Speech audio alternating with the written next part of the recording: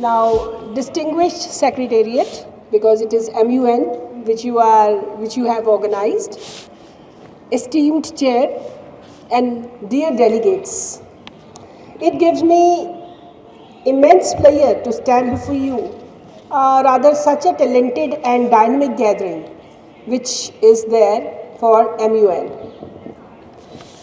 At the very outset, I want to congratulate the organizing team of Tribune Model School for bringing together such an incredible platform, the one that celebrates dialogue, diversity, and diplomacy. Where it is written debate, diplomacy, and decision. To all the delegates sitting here, I want to say, your presence in this area is not by chance. It's a reflection of your curiosity, your confidence, and your commitment to understanding the complex world we live in. Modern United Nations, as many of you know, it is not merely a competition. It is a simulation of leadership, in fact. It gives you a chance to step into the shoes of world leader, to view the global challenges through multiple lenses, and to discover that there is rarely ever one single answer to all the problems. It teaches you something invaluable as well, that debate is not about defeating another opinion, but about discovering a solution together.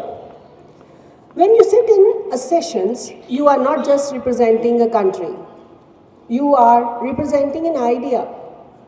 You are defending perspectives, negotiating compromises, and drafting a resolution that reflects your view for a better world. And that, to me, is one of the most powerful learning experience a student can ever have.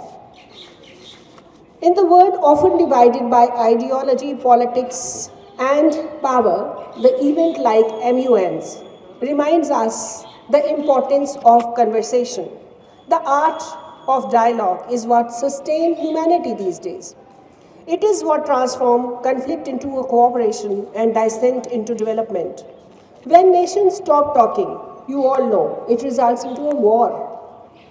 But when young minds like you are engaged in an informed and respectful dialogue, hope begins. So let me tell you something that holds true both in diplomacy and life. The most persuasive voice is not the loudest, but the one backed by empathy and understanding. The ability to listen, to comprehend, and that too before you respond is what makes the great delegate a great leader as well. So as you debate, I know the issues ranges from climate change to global inequality, from human rights to technology and security concerns. Remember that these are just an agenda topics. These are not just the agenda topic, these are the real problems, in fact, that affects millions of lives. You are not merely students debating here. You are the future diplomats, policymakers, advocates, change makers, and that too shaping the ideas that one day will become policies. So it doesn't matter if you win or lose. At the end of this conference, what truly matters is that you leave this place with a deeper awareness of the world, a stronger belief in your own potential, and a greater sense of responsibility towards the society as well. To the organizing team, congratulations on curating a platform that ignites such an energy and intellect. And to the delegates, embrace this experience. Speak with courage, but also with compassion. Debate fiercely, but respect every perspective in the room. Don't just aim to be the best delegate. Aim to be the delegate, which makes a difference. The one who listens, learns, and then he will lead the humanity as well. Right? So remember, leadership is not about a position or a power. It's about a purpose. And your purpose as a global citizen is to make the world a little more peaceful, a little more inclusive, and a lot more humane. Remember that begin this journey carry on with these three, by beginning your journey, carry on with these three things: curiosity, confidence, and compassion. Each of you has a confidence, has a potential to inspire a change. Don't underestimate the power of your words, because every great movement in the history began by conversation, just like the one you will have here. So I wish all the very best to the successful and memorable MUN. May your debates be meaningful, your resolution insightful, and your experience unforgettable, which you have already undergone. Thanks you all for inviting me, and I hope this conference not only has broadened your understanding of the word, but also strengthened your belief in your ability to make it a better place. Thank you so much. It's so wonderful to be back in this school. It is such a special space for me, and not just because I'm part of the Tribune family, but because I'm a journalist and have been one, like I said earlier, 40 years or so. But what I love about the fact that all of you have participated at the MUN today, which is the Model United Nations, right? But you should one day actually go to the real United Nations. And I hope you will go to New York and see the Security Council. It has a horseshoe table. Did you hear that? Did you read about that? Have you seen pictures of that? Who's seen pictures of the horseshoe table? You have? Tell me about it. Yeah, lots of flags. And when you go to the United Nations, you feel my God, it's such an ordinary building. What is so great about it? But once you start reading what comes out of the United Nations, and you feel that, you have these 5 permanent powers. Yes? You all know which are the P5? It's called the P5. Somebody tell me which is the 5 powers. Yeah, go ahead, tell me.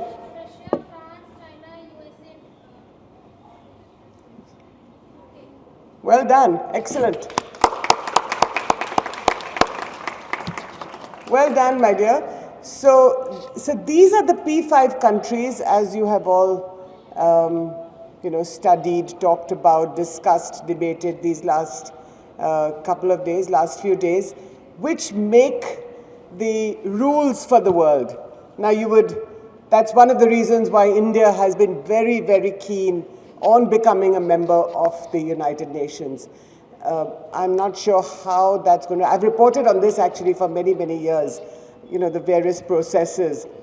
But this is about, and that's what you need to understand, that the United Nations is, at the end of the day, it's about global power. Like in India, our Prime Minister is Narendra Modi. He is an elected Prime Minister of our country. And his government, he and his Council of Ministers run India. Similarly, this United Nations, you have the Security Council, you have the UNGA, the General Assembly, and how they run the world. And I think this interaction between these people, between the P5 and the rest of the UNGA, is what constitutes it. But I'm not here to give you a lecture, so I just want to say how grateful I am for the opportunity to be here again. And any of you want to become journalists, it's a good way to come to the Tribune and then become a diplomat if you want to be. So you're most welcome. All of you, have a great evening, and all the best in your studies. Thank you. A very good afternoon to all of you. I would say good evening, but I will say that at the end, because you are waiting very patiently for the day to end and to hold your proud trophies in your hand. So, as we draw the curtains on the inspiring second session of the Tribune Model United Nations, it's my honor and pleasure to acknowledge the efforts of everyone who contributed to its success. My deepest gratitude to our chief guest for today, Professor Dr. Vandana Kumar, Chairperson and Professor at the Department of Law, Punjab University. Your valuable words, ma'am, have added much insight and given them a cause. Many of them here are legal studies students, so they'll all pursue a career later on and meet you in person. I was extremely honored to have Jyoti ma'am with us, Mrs. Jyoti Malhotra, Editor-in-Chief of the Tribune. And a short while ago, half an hour ago, my office turned into a newsroom practically when ma'am, me, Vandana ma'am and Amit ji was there. So almost like it was in the midst of a newsroom, they were debating some issues which are happening in Chandigarh. And it was heartwarming to see the luminaries from the judicial department and such a renowned journalist sitting. I was all ears and I was smiling within and I could not. But it was a wonderful experience to share some 15-20 minutes with all of you. Thank you so much. I'm very thankful. Absolutely, you should have heard that. You should put a stage, and next time we'll have a session after this, I think, where we can put some and you can listen to actually ma'am and sir and all of them, because we are teachers. They are the ones who are actually going to be in tune with what you are doing. Okay? So I'm very thankful to the entire team at Tribune, led by the GM, Mr. Amit Sharma, Mr. Ajay Thakur, AGM, Advertising and Branding, the Tribune, Mr. Mukesh Kalkoti, Head of Circulation, the Tribune, Mrs. Aarti Sood, Educational Professional at Grid Advertising, and Mrs. Geetu, whom I just met today. I was missing her yesterday. I hope she's there, or she may have gone. So the years, sir, the entire team at the Tribune has been so meticulously planning. And before I say thank you to you, I should acknowledge the efforts of Aarti ma'am and sir for your, I don't think this could have been possible without both of you. Thank you so much. And I think in the years to come we'll have, I think since the last year what I see today, the kind of debates we've been hearing in the rooms have been like gone much ahead than what we saw last year. So the children are learning. I also acknowledge the efforts of the executive board members, the hard-working delegates. You were the heart and soul of the Tribune MUN. The quality of your debates, which we heard through some of the videos and some which we watched personally. The depth of your research. You were frantically searching for Wi-Fi, hotspots and Wi-Fis and all. But children, you should be reading more than depending all the time on technology. That's what a teacher can say that to you. I call myself a teacher most of the time. You are the future leaders, as ma'am said, that many of you are debating issues. May we all see many of you sitting in the UN and debating world issues. So kudos to all of you. Give a big round of applause to all of you. Pat on your backs. So you actually could discuss some of the issues which many of them are discussing over there. My pillars, who at the school have chartered the whole thing with their hard work and their tireless efforts, Ms. Charu Malhotra, the academic coordinator, Ms. Ruchi Sharma, Ms. Shruti Kaushik, Ms. Jyoti Sharma, along with the entire social science department, have actually brought it to life. And these 2 days have been buzzing with activity. The school is actually blessed to have all of you here with us. Mr. Atul and Priyanka from the music department, the Soulful Melodies,